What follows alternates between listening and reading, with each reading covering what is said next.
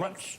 Welcome to The Beat tonight. We are tracking several major developments in this impeachment probe right now. So as we begin this broadcast on this Monday evening, I want to tell you just a few bombs that have dropped since we were last on the air, just, of course, on Friday night. First, the New York Times bombshell that Trump lawyer Rudy Giuliani is under criminal investigation. Second, President Trump taking in that potentially grave development and doubling down by embracing Giuliani at a lunch meeting this weekend. Third, the acting Department of Homeland Security Secretary is now out, another casualty of Trump's temporary approach to staffing. Fourth, and this one arrives today on Capitol Hill, a huge crack in Donald Trump's attempt to stonewall this impeachment probe. Take a look at the scene today. Fiona Hill, the first White House aide to actually testify in this impeachment probe. There she was arriving. And she's not just any aide, of course. She has been at the center of Donald Trump's twin foreign policy scandals, from Russia to Ukraine. She left her post in July right before Trump's infamous Ukraine phone call, and today testified to lawmakers for hours in these settings behind closed doors. Now, before we know everything she said, we do know that she joins this chorus of public servants who are now very clearly rejecting Donald Trump's demand that everyone defy Congress. Faced with a subpoena from the Democratic impeachment investigators, she has complied and reportedly detailed how Giuliani, again, now under criminal investigation, was part of a plot to run a, quote, shadow diplomacy, which, among other things, was trying to kneecap Trump's rivals. These are part of the elements of the alleged abuse of power at the heart of this impeachment probe. So that's new testimony on that, and that's one insider speaking today.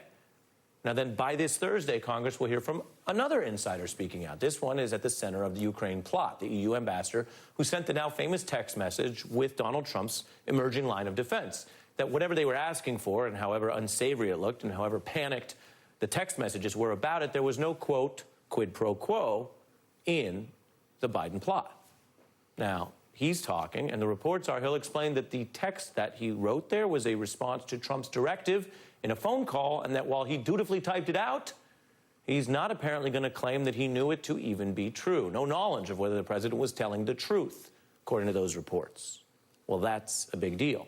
So here's why this all matters and why this week may prove so critical. We're not even hearing from the whistleblowers right now.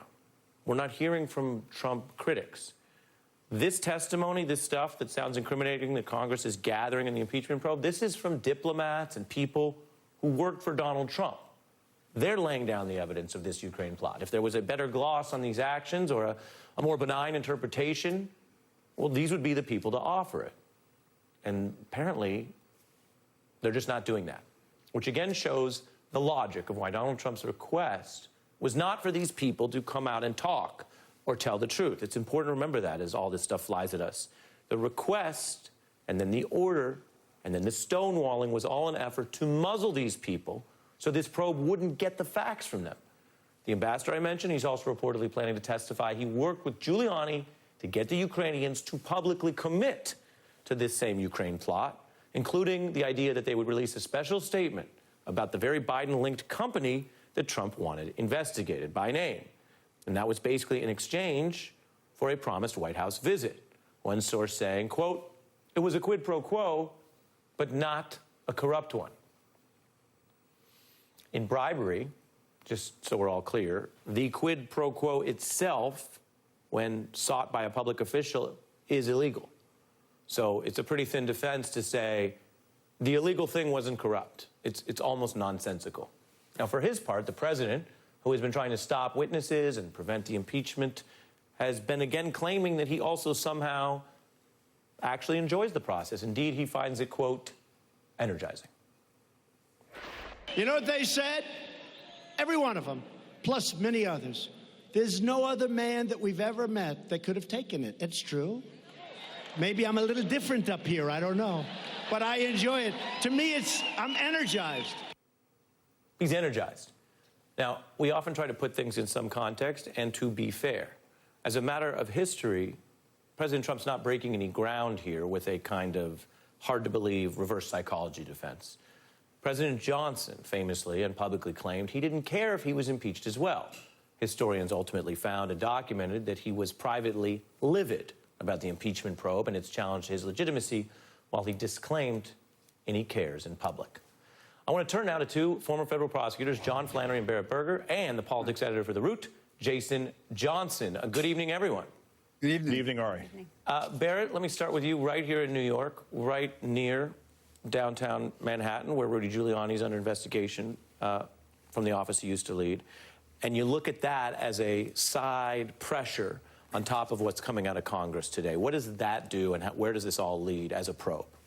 Yeah, I mean, the fact that there is both a criminal investigation at the same time that we are having these impeachment proceedings is significant for a few key reasons. Number one, the criminal investigation is going to come with a certain amount of power. While the administration and people in it may be able to disregard congressional subpoenas, it's a lot harder to do that when there's the threat of contempt of court that's at issue. So when you're facing also known as jail. Exactly. When you're facing the back end of a jail cell, it's a lot harder to say, I'm not going to show up. So I think we may see a lot more willing cooperation, at least with the criminal investigation, although it is encouraging that we have seen witnesses coming forward to Congress and being willing to come in voluntarily. Yeah. Flannery, all of this comes back to what the Congress decides they think the evidence shows that Donald Trump did. Does it meet a high crime? Does it meet bribery? Does it meet something that they are required, if they take this seriously, to assess in the Constitution? Which, as we all know, is totally different from how you feel about Donald Trump, whether you think he's the worst president ever, or any other such criticism. Now, I want to turn to someone who has a unique perspective as a former special type of prosecutor in this. You know who doesn't think there's an impeachable offense here is Ken Starr, John. That doesn't surprise me. He's more partisan than legal, yes. Well, here you go. Take a look. Okay. I don't think that there's anything close to an impeachable offense here by traditional standards, including during the Clinton years when the President of the United States, Bill Clinton, clearly committed crimes, federal crimes. First of all, it's doomed to fail. In the Senate, it's doomed to fail. It's doomed to fail in the Senate, yes. John? Well, you know, these guys are in denial about anything that's true and obvious. I mean, if a sex act and a lie about it is an impeachable offense, what is not an impeachable offense? And the truth is the converse, which is that that was not an impeachable offense. It wasn't a high crime and misdemeanor. It wasn't good. It was bad. And there are ways to handle that. But this is an impeachable offense. It's a violation of the Campaign Finance Act. It's a violation of the Emoluments Clause. It's a bribe. It's an extortion. There's an abuse of power here. And, you know, Sondland comes forward and says, oh, you know, I talked to the president. He said there was no quid pro quo. Sondland himself was working on this project forever. We have him on text messages. I can't even believe he's coming to testify with that background of evidence. If there was a quid pro quo, does it make it worse, better, or not matter if public officials at the president's direction were claiming the opposite? Well, people, when cornered, claim innocence and that they didn't do it. But we have his actual words during the event and text messages and other people he's spoken to, including Bolton, by the way, when in early July, he proposed that this was something they should do. And Bolton, after the meeting, went crazy. And that's before the July 18th holdback of the funds to Ukraine. So I can't even believe he's coming to testify. If I was his criminal defense lawyer, I'd suggest that he take a powder under the fifth. But that's politicians don't do that. And the arrogance of these guys is astonishing, because I think they believe Barr's never going to prosecute me. And this guy Trump, who you know, is enjoying being impeached, so he says. Although energized. Yeah, he's energized. Like a Red Bull. Yeah, he's a sick dude is what he really is. Yeah, maybe he had too much Red Bull. He's going to pardon them all. That's what they believe. And everybody should know by now, this guy has loyalty to only one person. Ask Rudy Giuliani. Last Friday, he throws him under the bus, and over the weekend, he sidles up to him again, saying he's a good lawyer. Let me, as I bring Jason, let me get in 2 points of order. You know, I'm not stipulating whether or not the president, as you put it, is a quote-unquote sick dude. Although I am fact-checking that under the 25th Amendment, perhaps. Yes. But I am fact-checking that he has contradicted himself numerous times on matters both large and small in this issue. But number two, Jason, when you look at this writ large, it's easy to lose track of the fact that the White House set out a strategy here, and it was to deny evidentiary oxygen to Congress. If the people don't comply, if the witnesses don't show up, if they don't turn anything over, then won't Congress look potentially to some people like they're reaching to rush to a conclusion in something that is, although it's not a traditional trial, is supposed to deal with evidence and facts. And I would note for your analysis, Jason, that is failing before our eyes. The people are speaking. former officials who have a little more leeway, but also current officials. And for your review, Jason, your thoughts on what I'm about to show, which is the Pentagon also rejecting Donald Trump's stonewalling strategy. New sound. Take a look. Are you going to comply with the subpoena that the House provided you and provide documents to them regarding to the halt to military aid to Ukraine? Yeah, we will do everything we can to cooperate with the Congress. Is that a yes? That's a yes. You will comply with the subpoena? We will do everything we can to comply. Jason? Yeah, because no one's trying to go to jail for this guy, right? And regardless of what the loyalists to Donald Trump may say, we have to recognize this in the grander scheme of things. Number one, we have the political and the impeachment element, which is all of this was done in order for him to have a material impact on the 2020 election. So that's where the impeachment comes in. But the rest of this, the sort of stonewalling of Congress and the hiding of information, every single person involved, these are career civil servants, are thinking to themselves, I don't want to face jail time. I don't want to face criminal charges. You've seen Cohen go to jail. You've seen Manafort go to jail. And those are people who had millions of dollars of lawyers and experts working on their behalf. These regular civil servants are not trying to take that kind of heat. And so the president is realizing now the limits of his influence. It's not just that he hasn't shown himself to be a loyal patron to anyone who works for him, but he realizes that his corruption has trickled so far down that regular people who go to work every single day and come home to Chevy Chase and other parts in D.C. are like, look, I need to have a life beyond this administration, and I'm not going to carry water for this level of corruption. John? Well, you know, I was thinking while he was saying that it's not just a deterrent that they're afraid to go to jail. We have people with real ethical character. Yovanovitch, we have witnesses talking about what is wrong here. And what it says is that the character of America is resisting this thug in the White House. They might just as well call themselves some middle-class gang, you know, I don't know, maybe the Jets.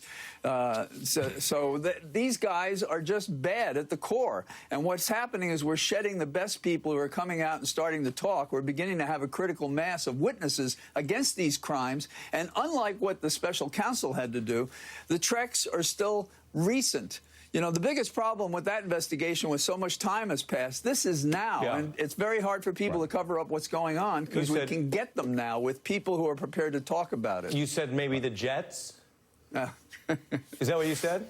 Yeah, I think I said that. Because you know when you're a Jet, you know you're a Jet all the way, John. Right. Yes, I know that. And they're Jets all the way.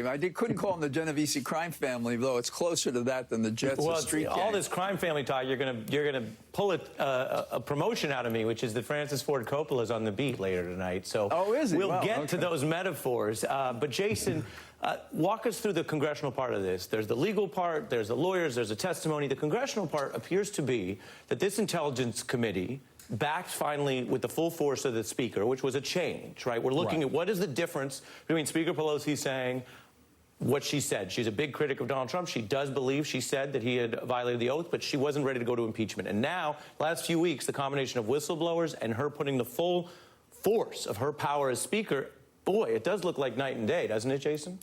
It does. And this is what, Ari, I have critiqued Nancy Pelosi for a long time. That on this part program, of the reason that it took this long was because she had pretty much thrown water on the whole thing and said, I'm not ready for this. But now, because of the president's own behavior, he's done something that is so bad and so obvious that many members of Congress are like, okay, that's fine, I can vote for this. So here's what we're going to see over the next couple of weeks. You're going to have these committee testimonies, sometimes behind closed doors, sometimes in public, and each of these committees is going to basically put through their own articles of impeachment. They'll get together in a room and decide which ones are going to be voted on by the House as a whole. I think what's critical about this is that this is also something regular people can understand. This testimony by Sondland is going to happen on Thursday. The president told me to say that there was no quid pro quo. One, this is very similar to when the president dictated what happened in the Trump Tower meeting, but also, who believes it when you say it's not a quid pro quo? Did he put a smiley emoji and JK at the end? Everybody knows it was a quid pro quo. So these are the kinds of things that members of Congress, even those who are nervous, have gone home for their holiday recess and said, hey, you know what, this is still working with the American people. Well, you're also illustrating, Jason, a very important point, which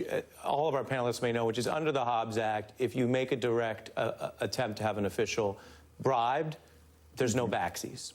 Exactly. What I'm going to do is fit in a break. John and Jason, thank you so much. Barrett, Yes, given your service at SDNY, stay with me. I want to get into that. Coming up,